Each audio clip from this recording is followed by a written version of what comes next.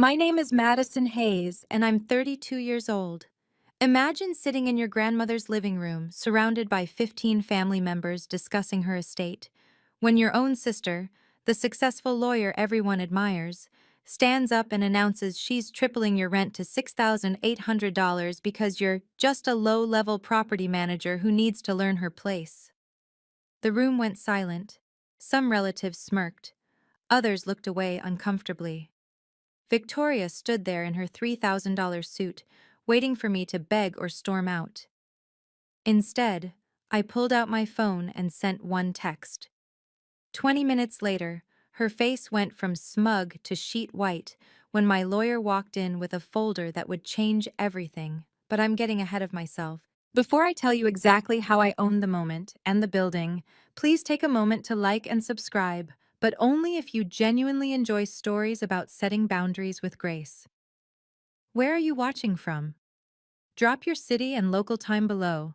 I love seeing our community grow worldwide. Now let me take you back to that Tuesday afternoon that changed my family forever. Growing up as Victoria's younger sister meant living in a very specific shadow. She graduated summa cum laude from Harvard Law. I went to state school for business. She made partner at 35. I took a job as an assistant property manager at a mid-sized firm. Every family gathering followed the same script. Victoria just closed a $10 million merger, Aunt Patricia would gush. Then the sympathetic head tilt toward me. And Madison, you're still at that property thing? I just nodded and smiled, like I always did. The thing is, I genuinely loved my job. Walking through buildings, understanding market values, seeing potential where others saw problems, it fascinated me. But to my family, especially Victoria, I was the underachiever who needed constant guidance. Madison, you really should aim higher, she'd say at every holiday dinner. Look at your sister. Now that's success, my uncle would add, as if I wasn't sitting right there. Victoria managed our grandmother's rental properties as her family duty, always reminding everyone how generous she was to handle such tedious work for free. She'd set my rent at $2,200 a month for the two-bedroom on Riverside Drive, family discount, she called it, though market rate was actually around $2,400. But she never let me forget her generosity. Most people in your salary range couldn't afford this neighborhood, she'd remind me whenever I saw her. I paid on time, every month, for 5 years. Never once complained about the broken dishwasher she took 3 months to fix, or the heating that barely worked last winter. I knew my place in the family ecosystem, the little sister who should be grateful for whatever scraps of success she could manage. But 3 years ago, something changed that Victoria never knew about. That Tuesday started like any other family meeting. Grandma's house still smelled like her lavender potpourri, even 6 months after she'd passed. We gathered to discuss the estate, nothing major, just some final details about her remaining assets. I sat in my usual spot, the uncomfortable chair by the window that nobody else wanted. Victoria held court from Grandma's wingback chair, her legal pad and Mont Blanc pen ready to document everything. I should have known something was different when she kept glancing at me during Uncle Robert's speech about family unity. Before we discuss the remaining certificates of deposit, Victoria announced, tapping her pen against her legal pad, we need to address some family business matters. She stood up, smoothing her pencil skirt. As you all know, I've been managing several family properties pro bono for years. The room murmured appreciation. Cousin Janet actually applauded. However, Victoria continued, her eyes finding mine, I've been reviewing market rates, and it's time we adjusted certain arrangements. She pulled out a folder with color-coded tabs. Of course she had visual aids. Madison, this concerns you directly. My stomach tightened, but I kept my expression neutral. Your current rent of $2,200 is severely below market value. She produced a graph, an actual graph.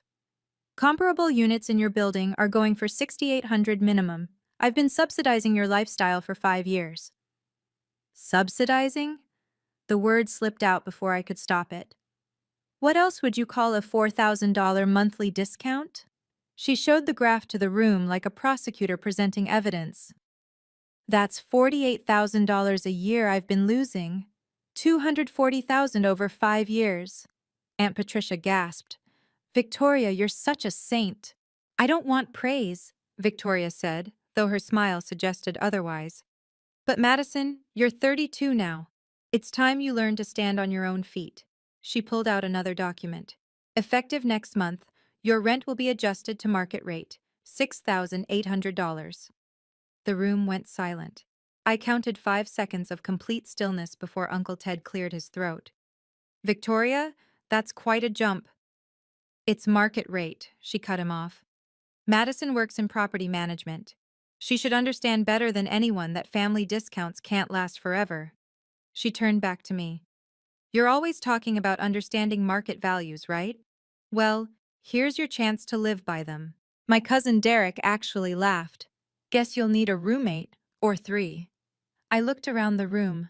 15 faces, ranging from smug satisfaction to uncomfortable silence. Not one person spoke up for me. 5 years of perfect payment history meant nothing. The fact that I'd helped Grandma with her finances every Sunday while Victoria was too busy meant nothing. Victoria extended the new lease toward me. I'll need this signed today. I know it's sudden, but I'm sure someone who's been in property management for 8 years understands the importance of proper documentation. I looked at the paper, then at my phone. 3 years ago, something changed that Victoria never knew about. Maybe it was time she found out. If I signed that paper, it wouldn't just be about money. It would cement my position as the family failure forever. The sister who needed charity, got cut off, and couldn't handle real-world prices. Every future family gathering would include knowing looks and whispered comments about how I probably lived in a studio in Queens now. How Victoria had to practice tough love to teach me responsibility. But the financial hit would be immediate and brutal. $6,800 was more than my supposed take-home pay. Victoria knew this. She'd asked about my salary at Thanksgiving, pretending to care about my career growth. 50,000 is respectable for your level, she'd said, that patronizing smile never wavering. You'll work your way up eventually. What she didn't know was that Grandma had seen things differently. 6 months before she died, when I was helping her sort through investment statements, she'd pulled me aside. Your sister means well, but she doesn't see everything, dear, she'd said, pressing a business card into my hand. Sometimes the quiet ones are the smartest. Remember that when the time comes. I'd thought she meant emotional intelligence or family wisdom. I hadn't understood until her lawyer called me privately 3 years ago. Madison? Victoria's voice snapped me back to the present. I need an answer. Will you sign or should I start looking for a new tenant? I already have 3 applications from Columbia law students. They're offering $7,000.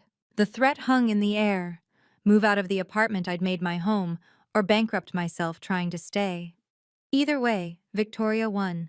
She'd proven her point about success and failure, about who deserved what in this family. She's being more than fair, Aunt Patricia chimed in.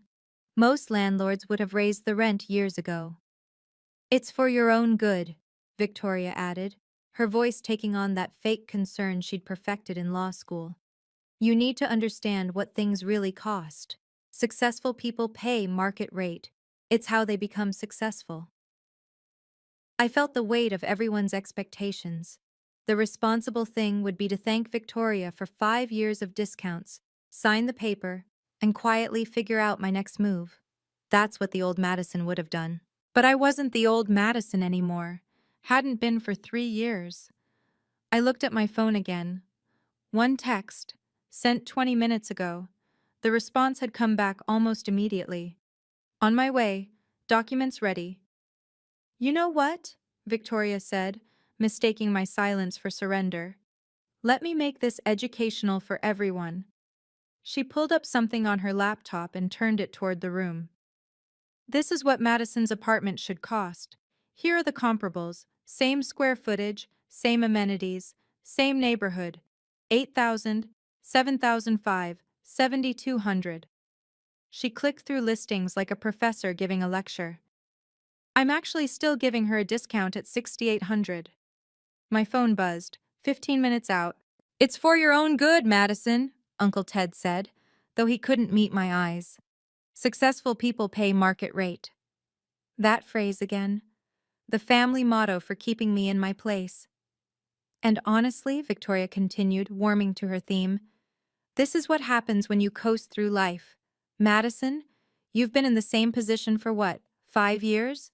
No advancement, no ambition. Just existing.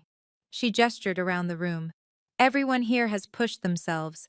Derek made VP last year. Janet's medical practice is thriving. Even cousin Amy just got promoted to regional manager. But you? She shrugged. You seem content being mediocre. The word hit exactly where she intended. Mediocre. In front of everyone. That's enough, Victoria, Uncle Robert said quietly. Is it? She spun toward him. Because enabling her hasn't helped. Maybe some tough love will.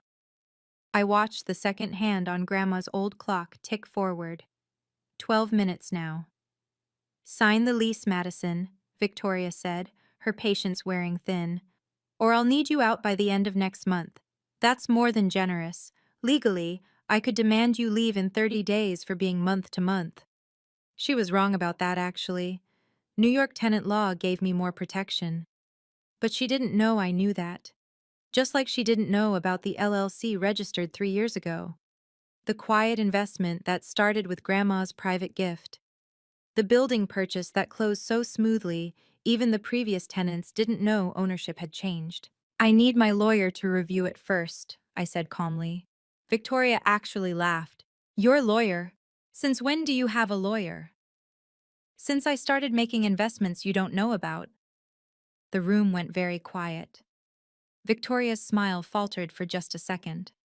Investments, she repeated. Right. Your little index funds? 10 minutes now. I could hear a car pulling up outside.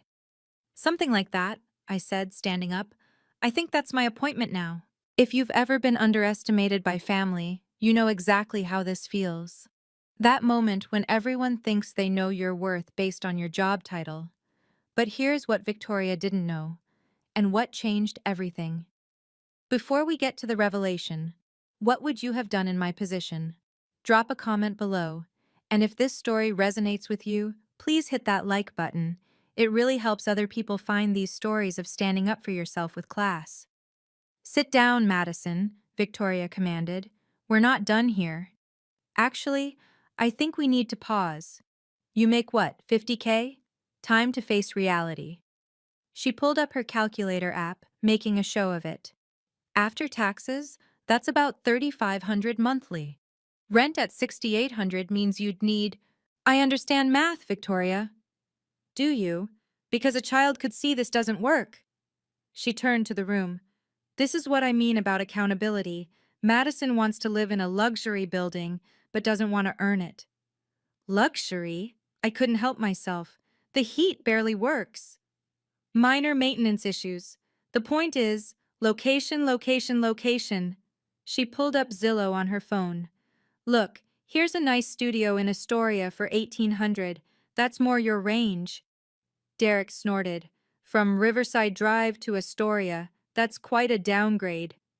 It's called living within your means, Victoria said, her tone suggesting she was doing me a favor by explaining basic economics. I did you a disservice by shielding you from reality for so long. Shielding me? What else would you call it? I've been eating $48,000 a year so you could play pretend in Manhattan. She looked around the room for support. Any real landlord would have evicted her years ago for market adjustment. That wasn't even legally accurate, but I let it slide. You have 2 choices, she continued. Sign now and figure it out, or start packing. I've been more than patient. Patient, I repeated. Is that what you call texting me about every minor repair? Demanding I coordinate maintenance because you're too busy? Using my weekends to show other units because you couldn't be bothered? That's called being helpful. You live there. It made sense. It's called unpaid property management. The room tensed. Victoria's eyes narrowed. Careful, Madison. You're about to talk yourself out of any grace period. I heard footsteps on the porch. A knock at the door. That's for me, I said, moving toward the foyer. We're in the middle of a family meeting. Victoria's voice pitched higher. Whoever it is can wait. Actually, I said, opening the door, I don't think he can. We have some documents to review. A man in a charcoal suit stood on the porch, leather briefcase in hand. Ms. Hayes, Robert Chen from Chen and Associates. I apologize for the delay. Traffic from downtown was horrible. Victoria stood up so fast her legal pad hit the floor. What is this? Madison, this is ridiculous, Aunt Patricia said, her voice sharp with disapproval. Bringing a lawyer to a family meeting? Your sister is trying to help you grow up. Just be grateful she's family, Derek added, not even looking up from his phone. Otherwise, you'd be homeless already. Robert Chen stepped into the foyer, his presence immediately shifting the room's dynamic. He was younger than I'd expected when we'd first met 3 years ago, but his confidence filled the space. Ms. Hayes, shall we discuss the property matter now? Property matter? Victoria's voice could have frozen water. The only property matter is my tenant refusing to sign a standard lease adjustment. Your tenant? Robert's eyebrow raised slightly. Interesting choice of words. Madison rents from me. I own. You manage, I corrected quietly. For the family trust. The room went silent.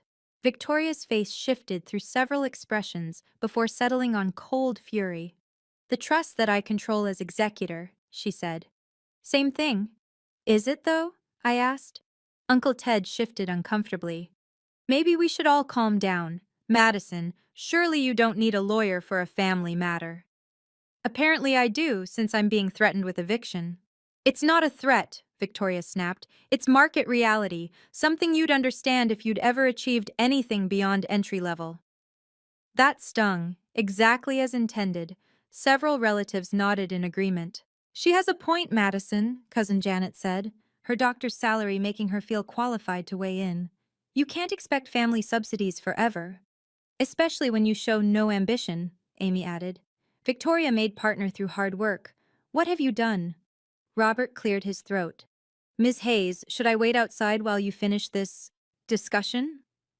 No, I said, feeling the familiar weight of family judgment. Please stay. This is embarrassing, Victoria announced to the room. Madison brought a lawyer because she can't handle adult conversation. Or maybe, I said, my voice steadier than I felt. I brought a lawyer because you're trying to force me to sign a document under duress, in front of 15 witnesses, without proper review. Duress? Victoria laughed.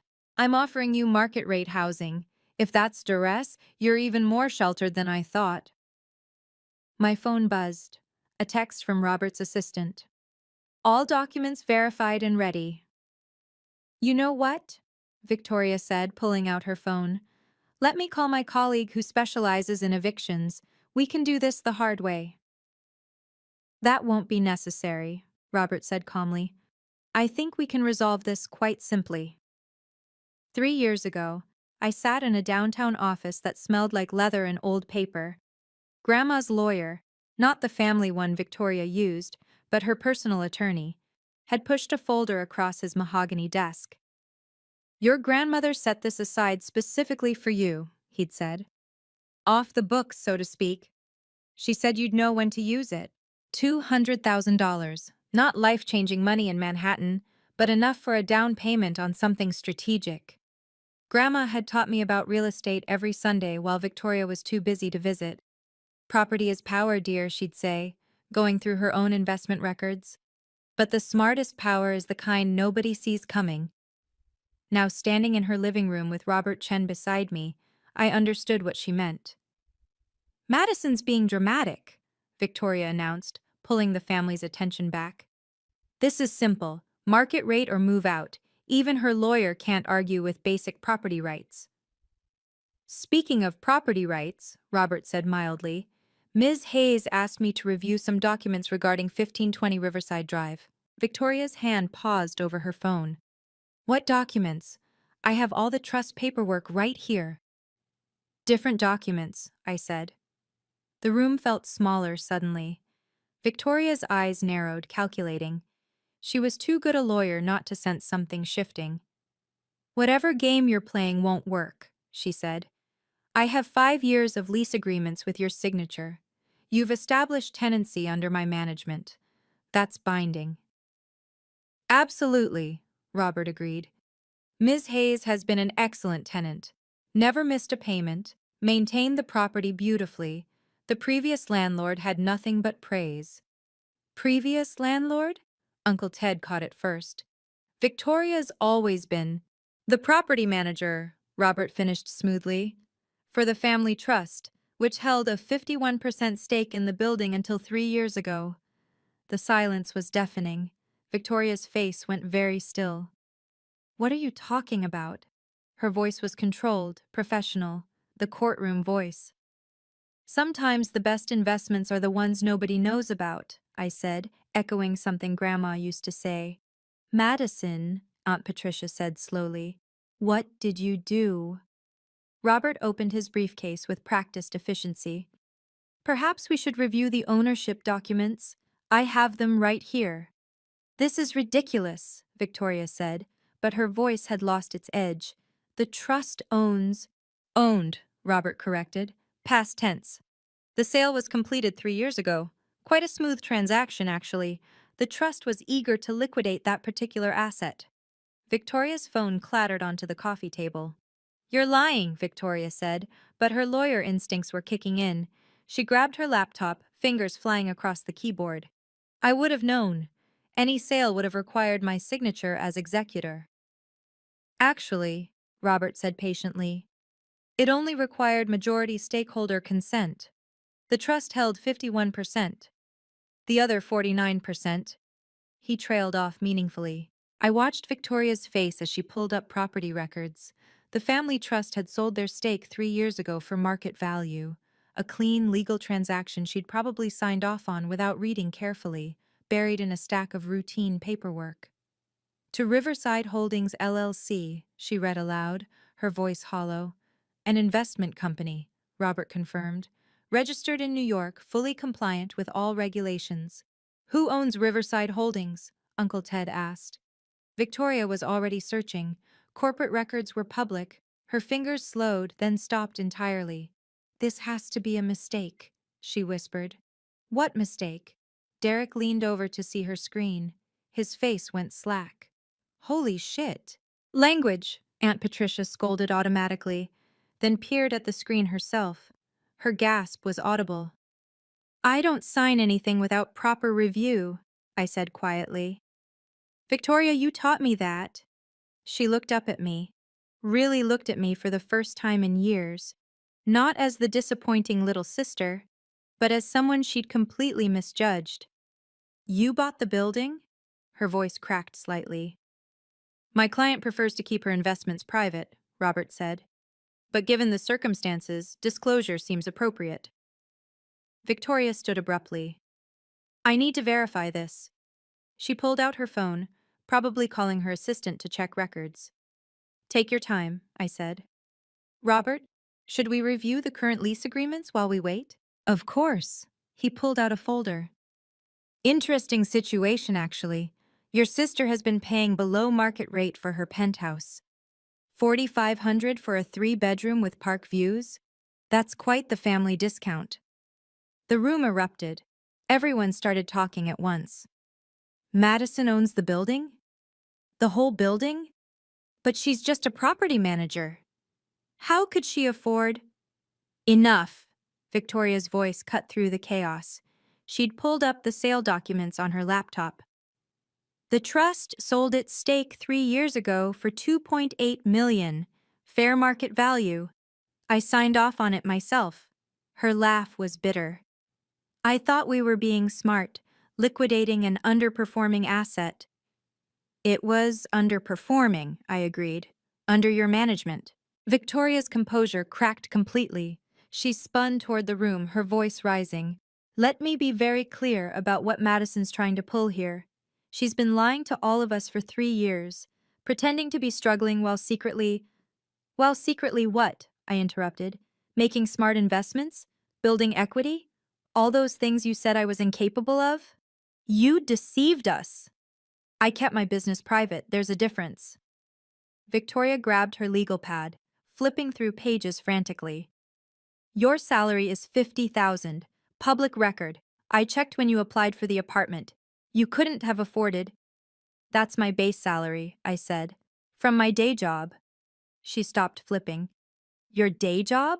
Property management is what I do from 9 to 5. Property investment is what I do with the knowledge I gain. Victoria turned to the family, desperate to regain control. She's been taking advantage of family discounts while secretly profiting off my own hard work, I suggested. This is between successful adults, Uncle Ted, she snapped when he tried to interject. Madison clearly doesn't understand the ethical implications. Of what? Buying a building? Improving it? Increasing its value? I pulled out my phone, showing my own records. 15 units renovated. New heating system building wide. Every tenant except you got improvements within 6 months. Except me? You said, and I quote, "Don't waste money on cosmetic updates for my unit. I'm too busy to deal with contractors." Robert cleared his throat. Should I mention the current market rate for the penthouse? Please do, I said. 8,500 per month. Your sister has been paying 4,500. That's a $48,000 annual discount. He paused. Interesting coincidence. That's exactly what Ms. Hayes was supposedly costing in her underpriced unit. The irony wasn't lost on anyone. Derek actually whistled. Victoria's face went from red to white. You set this up. This whole meeting. You called this meeting, I reminded her. You created the visual aids. You invited everyone to witness my education about market rates. Ms. Hayes, Robert said formally, as your attorney, I should ask, how would you like to proceed with your tenant's lease adjustment? Tenant. The word hung in the air like a judge's gavel. Victoria sank into Grandma's wingback chair, her $3,000 suit suddenly looking like armor that had failed. Madison, surely we can discuss this privately. This is between successful adults, I quoted back. Isn't that what you said? Here's what's going to happen, Victoria said, trying to salvage her authority. We're going to handle this like family. Madison, you've made your point. Now let's... You gave me an ultimatum, I said calmly. Sign your lease or move out in 30 days, in front of 15 witnesses. That was before you knew I owned the building? So your treatment of me was acceptable when you thought I was powerless? The room was dead silent. Even Derek had put down his phone. Victoria stood squaring her shoulders. Fine. You want to play hardball? I'll take you to court. Retaliatory eviction is illegal in New York. You can't raise my rent just because... Because you tried to raise mine? Robert interjected. Actually, Ms. Hayes isn't evicting anyone. She's simply adjusting to market rate. Your own words, I believe. This is retaliation. This is business, I said. Something successful people understand, right?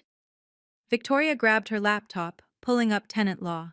I have rights. Rent stabilization. Doesn't apply to buildings with fewer than 6 units, Robert said. But this building has 24 units, so it would apply, except... He pulled out another document. You're not on a rent-stabilized lease. You specifically requested a month-to-month arrangement 3 years ago, said you didn't want to be locked in. I remembered that conversation. Victoria had laughed about keeping her options open, how only desperate people signed long leases. That must be my appointment. Perfect timing, I said, as another knock came at the door. Who else did you invite to humiliate me? Victoria's voice was raw. No one. That's probably Mrs. Chen from 4B. I told her I'd have an answer about her lease renewal today. I stood. She's been hoping to upgrade to a larger unit, maybe a penthouse. Victoria went pale. You wouldn't. Wouldn't what? Rent to a qualified tenant who pays market rate? I walked toward the door. Or did you want to sign a new lease? $8,500 a month, first, last, and security due immediately. Madison, please. I stopped at the doorway. You have 30 seconds to decide. Sign at market rate or start packing. More than generous. Legally, I could demand you leave in 30 days for being month to month. The exact words she'd used on me an hour ago. 20 seconds. Victoria looked around the room for support. Every face was turned away except Uncle Ted, who simply shook his head. 10 seconds. I'll sign, she whispered. This is the moment everything changes. But before I reveal who walked through that door, I want to know, have you ever had someone completely underestimate you? That moment when they think they hold all the cards, not knowing you've been playing a different game entirely? Share your story in the comments. And remember, the best revenge isn't revenge at all. It's success they never saw coming. Now, let's see what happens when assumptions meet reality. Robert Chen set his briefcase on Grandma's coffee table with deliberate precision. The click of the latches echoed in the silent room. Ms. Hayes, as requested, I've brought all relevant documentation regarding your property at 1520 Riverside Drive. My property? Victoria's voice was barely a whisper. You mean the trusts? No, Robert said simply. He pulled out a thick folder marked with the New York State seal. I mean Ms. Madison Hayes's property, acquired through Riverside Holdings LLC on March 15th, 3 years ago. He spread the documents across the table like a poker player revealing a royal flush. Deed of sale, transfer documents, certificate of ownership, all with my name as the sole member of Riverside Holdings LLC. This is impossible, Victoria said, grabbing the deed. Her hands shook slightly. The trust sold to an investment company. I checked the buyers. You checked that they had funds, Robert corrected. You didn't check who owned the LLC, rather sloppy for someone who prides herself on attention to detail. Uncle Ted leaned forward, studying the papers. Madison, how did you— Grandma, I said simply. She left me something outside the main estate, said I'd know when to use it. But the down payment alone would have been— Derek started calculating on his phone. 560,000, I supplied. 20% of 2.8 million. Grandma left me 200,000. I borrowed another 200 from a private lender who believed in the building's potential. The rest came from 3 years of saving everything while you all thought I was struggling. You've been lying to us, Aunt Patricia accused. I've been building a business, I corrected. Quietly, without asking for help or handouts or family discounts on anything except the apartment I was already renting. Robert pulled out another document. The building's current valuation, as of last month's assessment. Victoria read the number. Her face went white, then red, then white again. 4.2 million. 50% increase in 3 years, Robert confirmed. Your sister is quite the investor. Every unit renovated, 98% occupancy, waiting list for vacancies. Except for the penthouse, I added. The tenant there has been difficult. Refuses upgrades, pays below market rate, constantly complains but won't let anyone fix things. The irony was suffocating. Victoria set down the papers with shaking hands. Ms. Hayes, Robert addressed me formally, would you like me to present the new lease agreement for Ms. Victoria Hayes? Please do. He pulled out a standard lease, the kind Victoria had waved in my face an hour ago. $8,500 per month. First, last, and security required. Total due immediately. $25,500. That's insane, Victoria protested. That's market rate, I said calmly, for a 3-bedroom penthouse with park views in this neighborhood. Actually, I could get $9,000, but I'm offering a small family discount. You want to know the really ironic part? I said, standing by Grandma's photo on the mantel. I learned everything from you, Victoria. All those family meetings where you explained real estate law, property values, market forces, I was listening, every single word. Robert continued pulling documents from his briefcase. There's also the matter of back payments. Ms. Victoria Hayes has been underpaying market rate for 36 months. Back payments? Victoria's voice cracked. You can't retroactively. I'm not, I said. I'm choosing to forgive $144,000 in underpaid rent. Consider it my final family discount.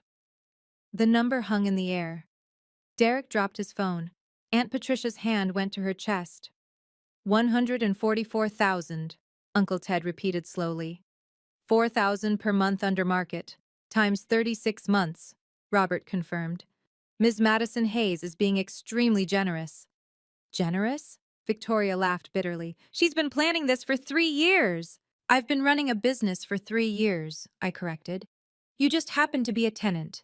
The fact that you decided to humiliate me today about rent? That's just cosmic timing. Don't pretend this is coincidence. You're right, it's not. I pulled out my phone showing my calendar. I was going to discuss this with you privately next week, give you 3 months to adjust, work out a payment plan, keep it between us. I looked around the room. But you wanted to teach me about success in front of everyone. So here's your lesson. Robert cleared his throat. Miss Hayes, should I mention the other tenants? What other tenants?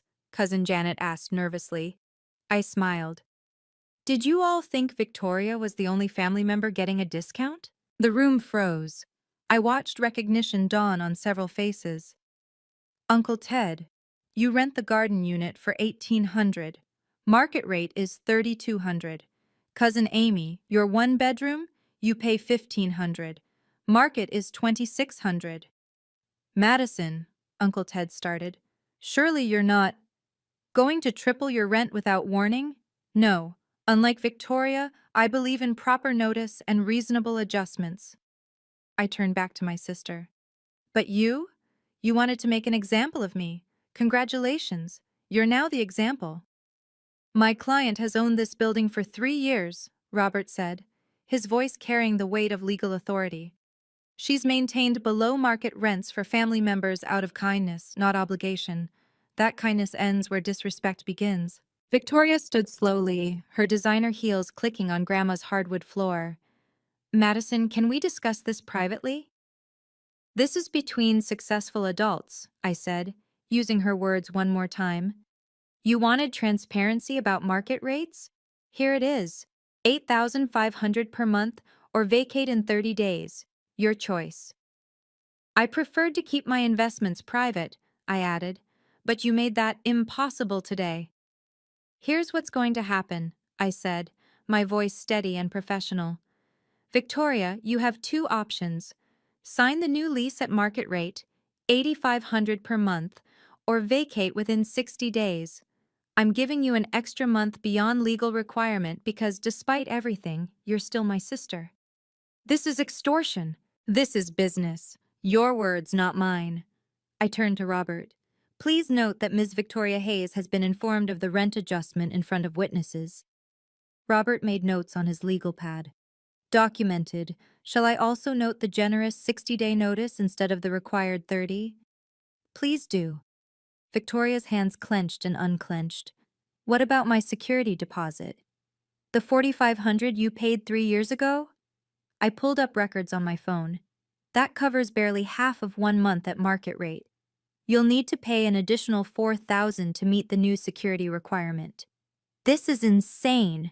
No, this is math, something a Harvard law graduate should understand. The room watched Victoria crumble in real time. The power dynamic hadn't just shifted, it had completely inverted. For the other family members renting from me, I announced, you'll receive formal notices next week. Rent adjustments will be gradual, 10% annually until you reach market rate. That gives you time to adjust or relocate if needed. That's actually fair, Uncle Ted said quietly. Because unlike some people, I looked directly at Victoria. I don't believe in ambushing family. Robert pulled out his tablet. Ms. Victoria Hayes, will you be signing the new lease today? I need time to review. Of course. You have 72 hours. After that, the offer expires and you'll need to vacate. I kept my tone neutral, professional. Fair warning, I already have 3 applications for the penthouse at $9,000 per month. From Columbia law students? Victoria's attempt at sarcasm fell flat. From partners at your firm, actually.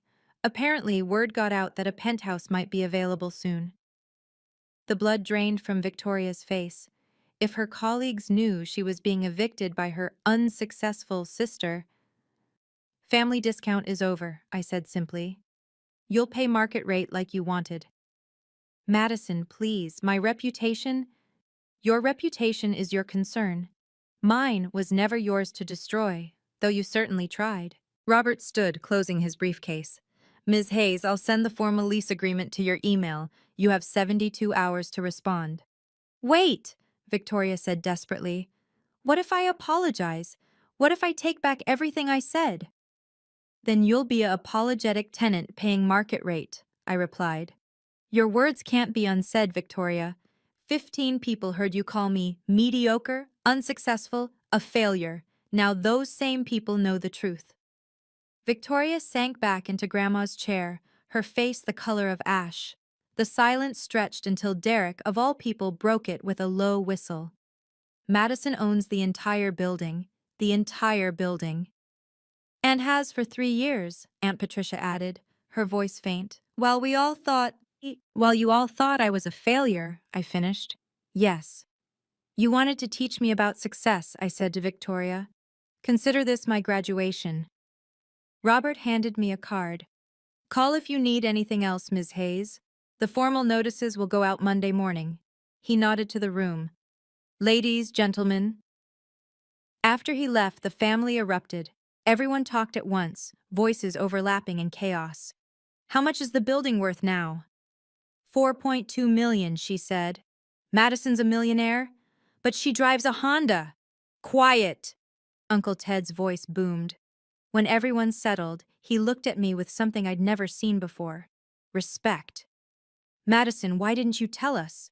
Would it have mattered? You all had your image of me. Changing it would have required proof, and even then, I gestured around the room. Look how you're reacting now. We're reacting because you lied, Victoria snapped, finding her voice again. I kept my business private. You announced my salary at Thanksgiving, remember? Told everyone I made $50,000 like it was a punchline. Because you thought you knew everything about me. You thought wrong. Janet cleared her throat. Madison, about my rental, you've been respectful. Your adjustment will be gradual, as promised. I looked around the room. Anyone who's treated me with basic dignity has nothing to worry about. The implication was clear. Victoria was the only one facing immediate consequences. This is targeted harassment, Victoria said weakly. This is natural consequences, I corrected. You tried to triple my rent to teach me a lesson. Now you're learning one instead. My phone buzzed. A text from Mrs. Chen, who actually was interested in the penthouse. I ignored it for now. Grandma would be ashamed, Victoria said, playing her last card. Grandma gave me the money to buy this building, I said quietly. She said I'd know when to use it. She also said something else. Your sister means well, but she doesn't see everything. I paused. Turns out she didn't see anything at all. Victoria stood abruptly, gathering her things with shaking hands. I need to go. 72 hours, I reminded her. The clock's ticking. She left without another word, her heels clicking rapid staccato on the floor, the sound of retreat. The next 3 days were a masterclass in family dynamics shifting. My phone, usually silent except for work calls, buzzed constantly. Relatives who hadn't spoken to me in years suddenly remembered I existed. Madison, honey, I always knew you were smart, Aunt Patricia called, her tone syrupy sweet. About my rental unit. Your rent remains unchanged for now, I told her. The 10% annual adjustment starts next year. Oh, well, I was wondering if you needed help managing the building. I have a management company, but thank you. The pattern repeated with cousin after cousin. Derek offered to partner on future investments. Janet suggested we have lunch to catch up properly. Amy texted asking for investment advice. Suddenly, everyone wanted to know about my little property job, I told my actual property manager, Sarah, when we met for our weekly review. But the real fallout came from Victoria's professional world. Somehow, though I suspected Derek's social media addiction, word spread that Victoria was being evicted by her unsuccessful sister.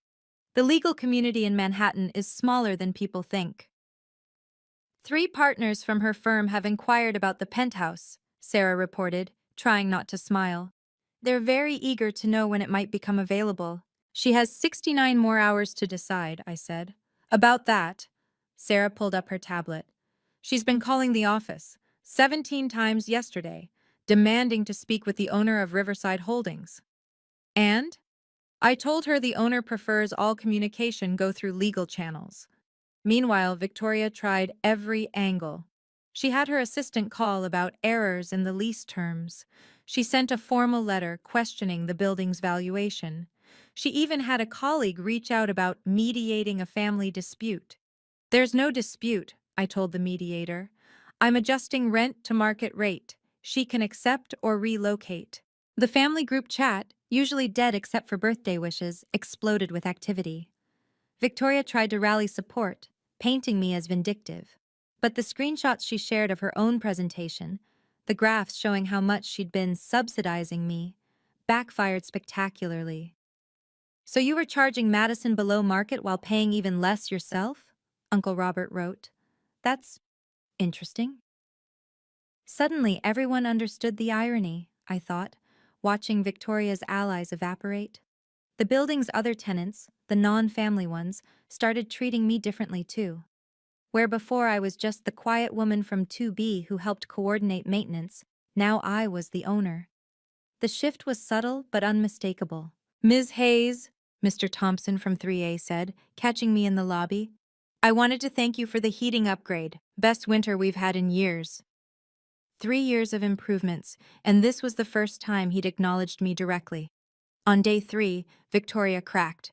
She showed up at my office, my real office at the property management firm where I was now senior director, not the entry-level position she'd assumed I still held. 50,000 was your starting salary, I said when she expressed shock at my corner office. 5 years ago, you never asked if it had changed. Madison, please. She looked exhausted, designer bags under her eyes. The partners at my firm found out. They're questioning my judgment. How can I negotiate million-dollar deals when I couldn't even recognize that my own sister owned your building? She flinched. The senior partner asked if my family situation might affect my performance. And I could lose the promotion I've worked 3 years for. Her voice cracked. All because you had to make a point. I didn't make this public, Victoria. You did. You invited 15 witnesses to watch you humiliate me. I'll pay the market rate, she said desperately. 8,500. 8,500, I corrected. And you can't afford it. How would you know? Because I actually pay attention. Your BMW lease is 700 monthly. Your student loans are 2,200. Your credit cards? Yes, I can see applications when you apply to rent. Average 4,000 in monthly payments.